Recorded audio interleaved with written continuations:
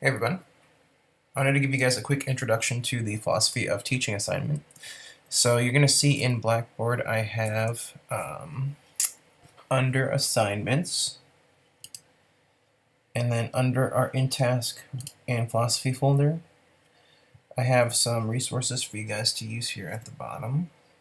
Basically I have an example philosophy for you to look at. I also have a rubric, and that's the rubric that the portfolio committee is going to be using when they grade your stuff. So download both of those documents and take a look at it. Here is the example that you're going to be looking at. So really there's 4 main paragraphs, and you can see that they're titled Role of the Teacher, Role of the Learner, Role of Learning, Learning Goals for your students, and your future vision of your classroom. Now you don't need to get too fancy, just stay focused on your 4 points from your 4 paragraphs. That's going to help you. So I'm looking at the rubric for your philosophy, and what you're basically going to want to look at is this second page, these guiding questions. And you're going to see that for each of those 4 paragraphs, see those 4 paragraphs and below, what you're going to do is you can, just in 1 to 2 sentences each, you can kind of address those questions and kind of put them together into a paragraph. Now yes, they will be kind of long-ish paragraphs, but that's perfectly okay.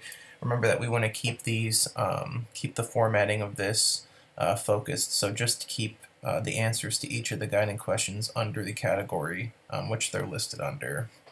So like the role of the teacher, you'd answer those 4 guiding questions in 1 paragraph, and then you move on to the next one.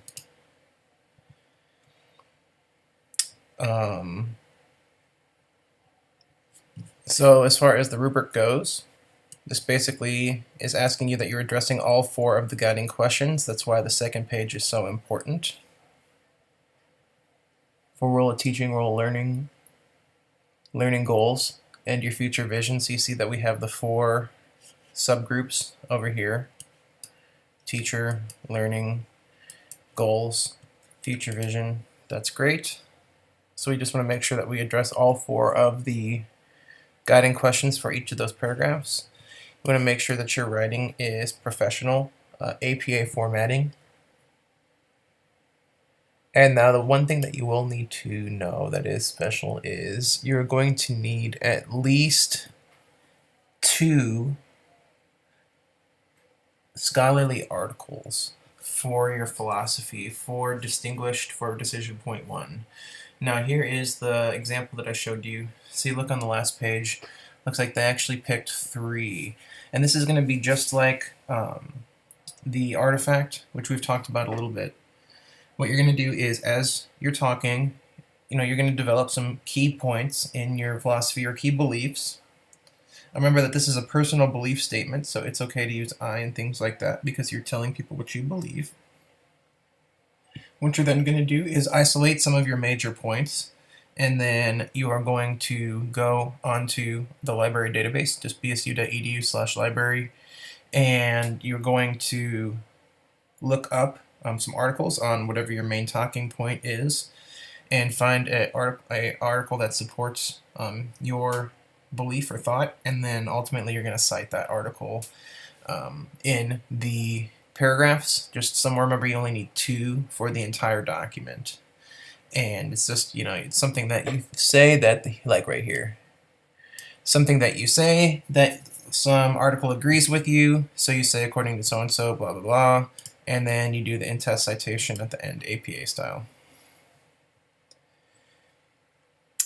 Okay, so that is really the long and the short of the philosophy assignment. Remember, 4 paragraphs. Remember that you need at least 2 scholarly articles. Wrong screen. There we go.